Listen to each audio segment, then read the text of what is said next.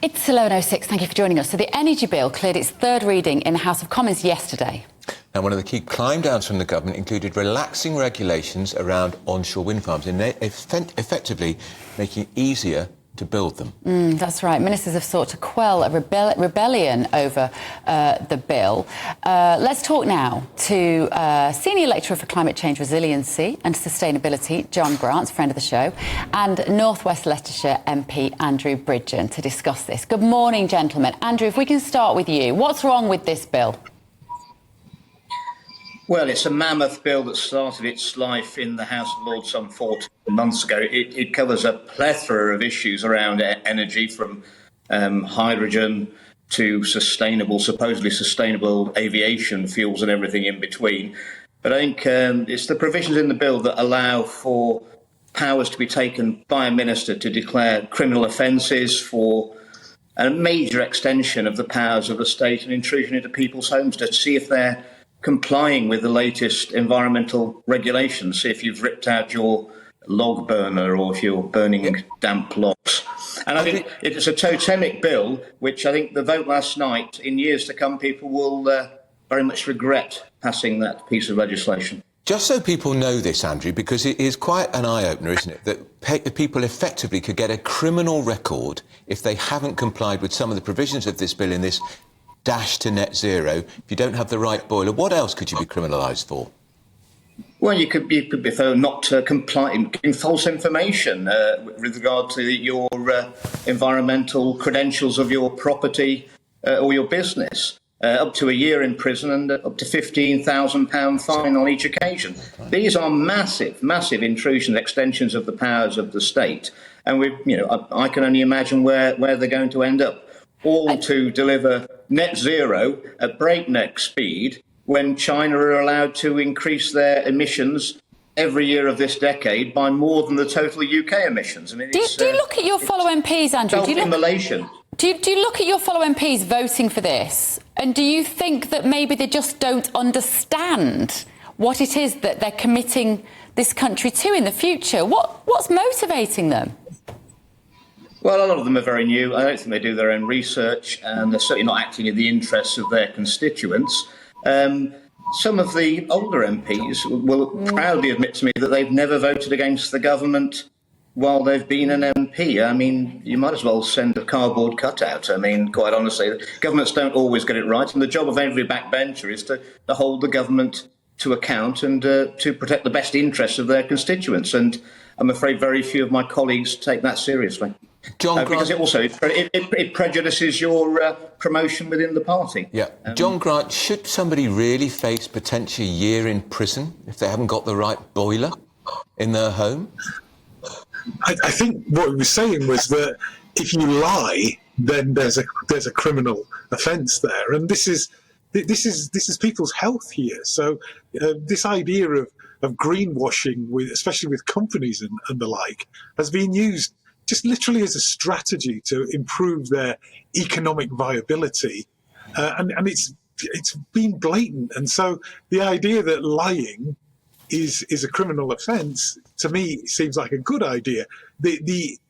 How harsh that is going to be is something to debate, I guess. But it's But it's not just issue is awful. It's not just about whether you lie about the fact that you might have a log burner in your house. It's the fact that you would have a log burner in your house and you could literally get a knock on the door from the police to say, you're not allowed to have that log burner, we're arresting you. Have I misunderstood it, Andrew? Is that the fact?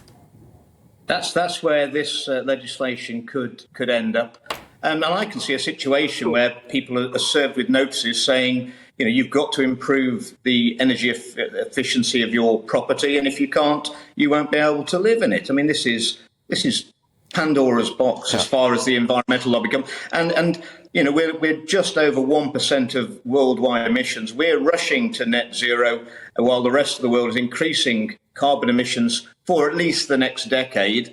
And we're going to place ourselves in a very, very difficult situation with probably debts and costs of about 3,000 billion to hit net zero.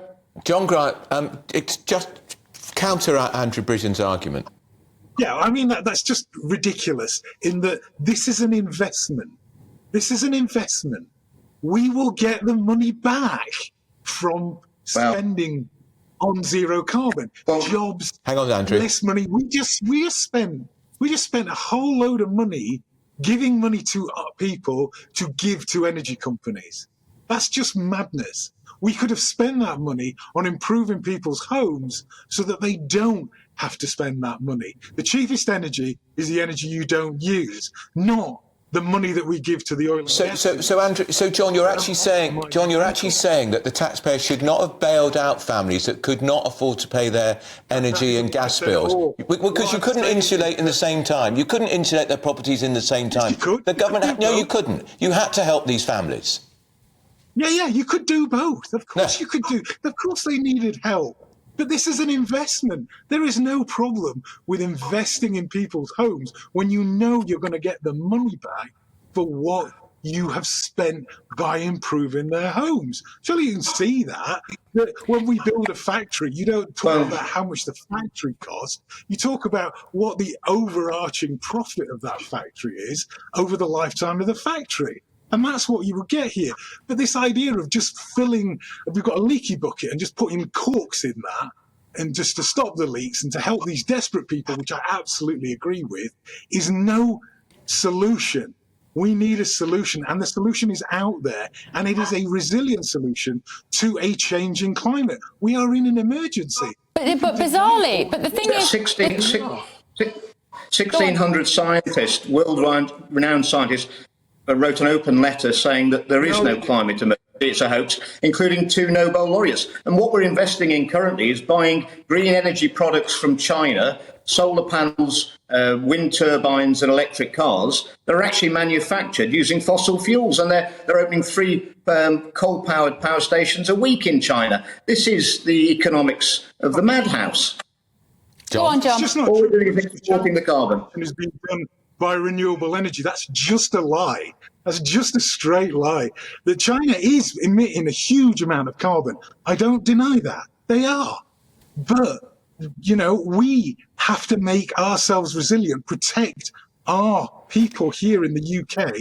And that can be done by improving our buildings and producing How can we protect ourselves in the UK if China are increasing their carbon emissions by more than the total UK emissions every year? The problem, John... You can't just pick on somebody else. Look, people get killed. There are more people murdered in Colombia than here. That doesn't mean that we stop... Yeah, but the carbon dioxide goes all around the world. It doesn't just stop here, does it? The Chinese carbon dioxide goes everywhere. Stop talking over me. Stop talking over me. It's wrong. We are ethically obliged and to protect our people. And you just saying... China is really bad. John, how is it ethically we're not protecting our people? How is it ethically protecting people by threatening them with a criminal record if they don't subscribe to what some might say, as Andrew would say, are arbitrary net zero figures? That's not protecting people. That's just controlling and terrifying us. I agree. I'm not here. I'm not a spokesperson for the British government. My God, no, I am not. They are an abomination when it comes to sustainability policies. Right. What I want is real investment in our people's future, not punishing people. I hate using the stick when there is such a fantastic carrot out there of making people's homes zero carbon. I'm happy with that. With the homes, I'm with John. But, John, what about the people who say, I can't afford to replace my boiler? Yeah, there needs to be support for them. Yeah, You're absolutely right, mate. You're absolutely right. And the good news is that when we support them, we get the money back for supporting them. This isn't just a cost. It often gets labelled a cost of zero carbon rather than an investment in the future. Andrew, I think, correct me if I'm wrong, Andrew, but I think this is probably one point that we would all agree on. If we concentrate on insulating a family's home, an individual's home, Absolutely. That person has fewer bills, they generate less power, it's better for that family. We all agree on that, don't we? And yet, is there enough about that? Is there anything about that in this bill, Andrew? Is there anything about that? Because, frankly, I think the government should have criminal charges if they don't help people insulate their houses and every new built house. Go on, Andrew, last word. Well, not all houses are capable of being That's right. raised to a high environmental standard. But what I have supported for a very long time, for over a decade, is we should be insulating new houses better. It's so easy to do it when you're building. Why not? Well, I mean, we've actually, in North West England, we've actually built zero carbon houses that they're so well insulated, they don't actually require any heating at all. Yeah.